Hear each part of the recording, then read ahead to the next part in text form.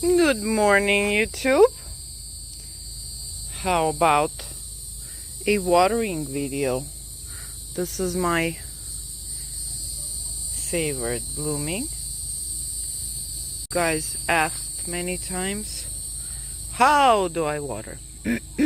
Saturday morning, and it's been very hot here in Florida, and so watering is maybe not always a good even idea because everything is wet. But when you have a collection with mounted plants and mosquitoes, those beasts don't sleep, mounted plants and potted plants, then you kind of gotta do look at this guy doing really well on my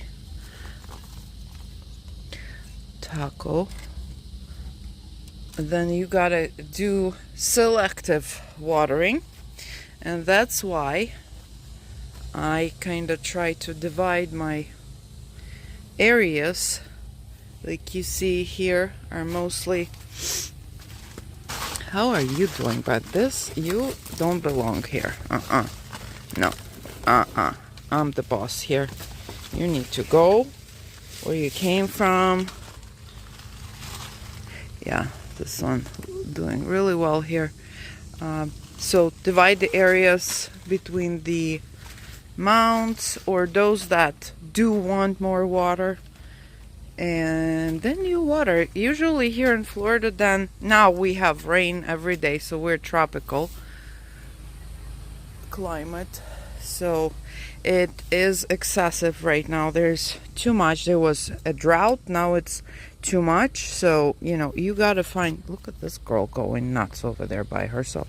Let me move you. And yes, this is not orchid, you're seeing it right. This is Hoya, this is Hoya, this is Hoya, this is Hoya, this is Hoya, and this is Hoya. You see the problem, right? There are more Hoyas here and there. It was I was warned by my friends, Hoyas kinda multiply by themselves, and thanks to my wonderful friend Irina and her delivery of little presents, I do have 3 more Hoyas now. No, actually 4. The 4th one is right here. I just put her in the taco. I need to settle her in. So back to where I was. I'm trying to stay on track. You see, it's not easy. Okay, so that's why I have my vandas right here, so I can kind of eliminate this zone for watering, because if you go into my phalaenopsis zone, you see they're struggling. You see these yellow leaves, they get too much water. That's why they're all kind of, you see, under the angle, so they don't get water in here. And you see this guy is struggling. It's too much. There's not enough time for them to dry out in between, and then you have a big issue of rot. I actually had to take one into the ER yesterday, which is right here. And what is a better ER than Orchid's 365 pot? So this one was heavily affected by water, and I somehow overlooked it, so I pulled it out of the pot, got rid of every single piece of moss, and stuck it in Roxy's pot, Orchid 365. If you like her stuff, it's amazing. So cut all the yellow leaves, sprayed it with the peroxide. It doesn't have to be peroxide, you can use the professional disease spray. I didn't have it close to me. And did this lava rocks, so I'll give it a dry out and since period. And since there's a good example of the plant dying of the black rot, see, and sadly it's a candy corn. You know what, we'll just let her lay here, maybe she will come back, who knows. Yeah, so That's why you kind of gotta watch at our area, how much do you water. And then I have this area. These are the mounted plants, so these needs to be watered daily if there's no rain. And it's hit or miss. Like yesterday we didn't have rain, even though, as you can see, everything is wet. That's how humid it is. I didn't water them yet, but it is. So I'm just gonna water areas or plants that want the water, and I will, like my orchid trees for example, also kind of separately sitting here, and that's how I water. If you're here in Florida, of course you want to do it in the morning. Look at this beauty divine. This is Lycoste Dowiana. Are you? Hello. Just trust me, it's Dowiana. It doesn't want to focus on it. Whatever. Yeah. So I watered the mounts definitely, and the other guys, like cattleyas, are over there in that corner. They might get sprinkle or two, but not much. I also water my bulbophyllums because these dudes, this guy is happy. Put your leaf right there. Okay, and this is the bulbophyllum phalaenopsis that I hope in my lifetime I'll see him bloom. He picked up really heavily in this year. There's a lots of action there. Yeah, so this is, you know, ooh, look at you. There's a ant party going in there. By the way, for those who is questioning the ants are not the bad news. They're fine. So that's how we're gonna water. We're gonna water the ones that love the heavy watering. This is my California boys, Cymbidiums, and he went variegated all of a sudden. Wow. Okay. I know how to do the magic, I guess. Okay, I've got to water them, and then I'm gonna show you, if I didn't show yet, what's blooming. Like, for example, my happiness is blooming. And so I'm done. This girl, I keep forgetting her. I have no clue what her name is. I have her forever. It's one of those Teratvandas. She never ever bloomed for me. I have her for at least 5 years. And this year, she decided, as you can see, the color changes. This is a brand new flower. These are more pink. Oh my God, and it's fragrant. I know one thing. She is from RF Orchids, so I might ask Bob. You might know. So, one. And what else? So I went again to the Gulf Coast Orchid Alliance meeting. Ton from Springwater was the speaker, and of course, what would it be to see Ton and not to get one of his Tolumnias? This girl is so beautiful. He always has so many of them, and you know I'm a Tolumnia maniac. 707. Most of them are J-Rack flyers. Now they started doing the numbers. This one is very, very striking. I actually got 2 of them, so I can mount them on one. Come here. This one is the same kind, just a little bit. You get her in the shade and you kind of see more of a color. Cool, huh? Yeah. So this is this. What else do we have blooming? This is my girl from Plantillo, actually Martha's pick. Well, let's call it Martha's pick. It was joint venture. Here's my Buddha girl blooming again. Man, do I love this one. It's called Seagull Surf Versavola. I think I said it before many times. I just love the colors on it. It's so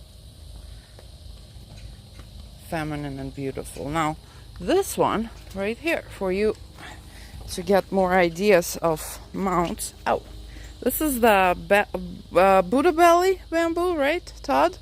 Yeah, okay. And I put dendrobium on it a long time ago. And I'm blaming it all on my wonderful new habit of fertilizing. It's finally blooming, and this one is called something Splash, the dendrobium. One of the coolest dendrobiums, if you ask me. And it's happy on this belly bamboo. The problem with bamboo, and you can see, it gets this moldy stuff, and especially now it's very humid, but it lasts a while.